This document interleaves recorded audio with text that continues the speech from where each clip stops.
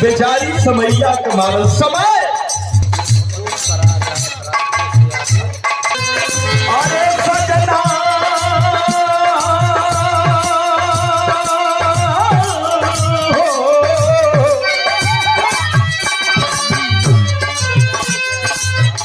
सिंहुरवा का सपना सजाइता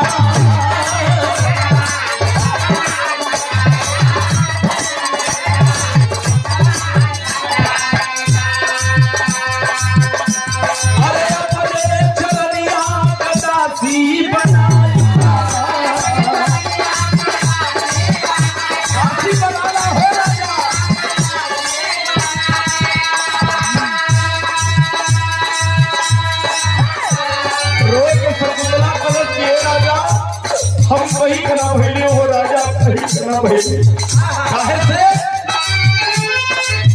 गिरी जगन तो खदीर करिए कदी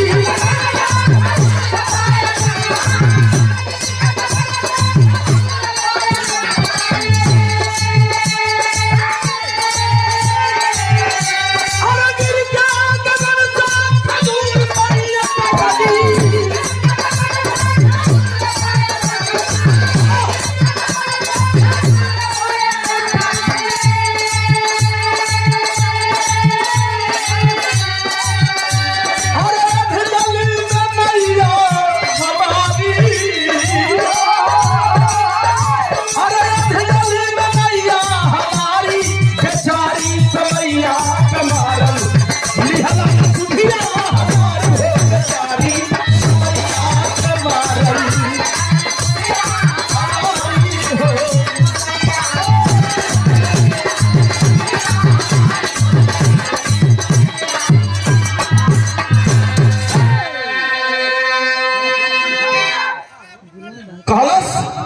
बात सुनल है कि हई लड़की हमके लांछना लगाओ थी कि कहां पढ़े वाली हो दुर्वासा ऋषि के श्राप से तो राजा भुला गल ये पागल लड़की है धन के चक्कर में धन के लोग हमें लांछना लगा रही द्वारपाल को बुलाए कहे बाप पकड़ के बाहर कर दो इसको अब परिचय पूछे तुम के हे लड़की तोर परिचय कहां है कहां कर है वाली बाड़ी का कलन है राजा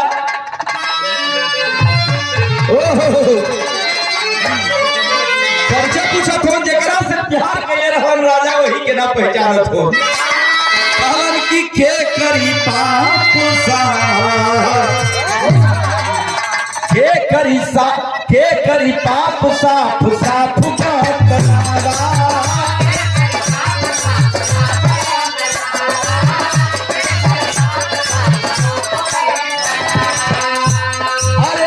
वही कलंक चली हमके लगावा हो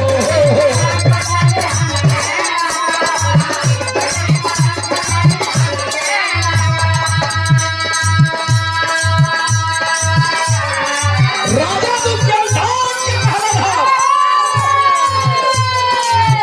नौवा तोहार के बखौआ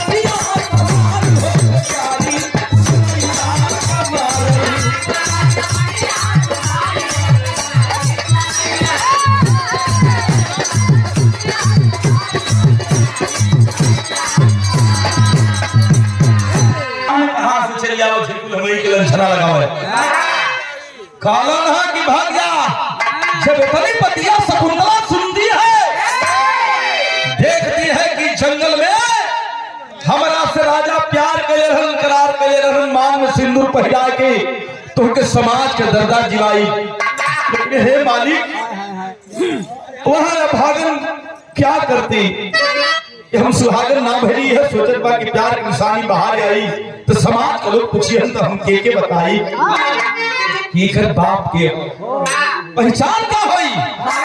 सोच जाती है कि महल से बढ़िया हमार मड़ई है, मड़ैया हमार महल बा। यहाँ हमार सुने वाला केहू न बा मालिक। ये भैया कहल गए बा जेकर केहू ना होकर भगवान होलन। आती है कहाँ? वह सापत अबला नारी आती है यही गाजीपुर कौन ऋषि महाराज के आश्रम में। करंडा करंडा जो कौन ऋषि महाराज रहलन वही जो आती है। और जब 9 महीना 10 दिन पूरा भइल तो भइल का भैया भाव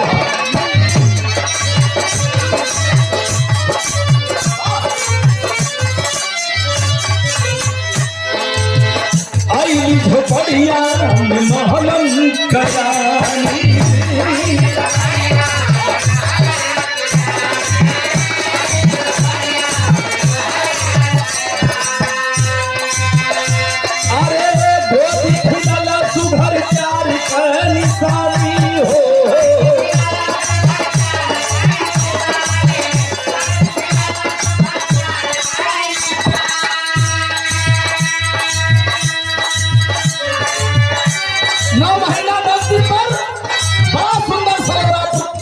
प्राप्ति होती है। ललाट एवं चंद्रमा वही मड़ैये में हो, महल का सुख आनंद आवत बा। अपने बेटवा के गोदी में लेके आनंद कंद सच्चानंद को याद करती है। कौन ऋषि महाराज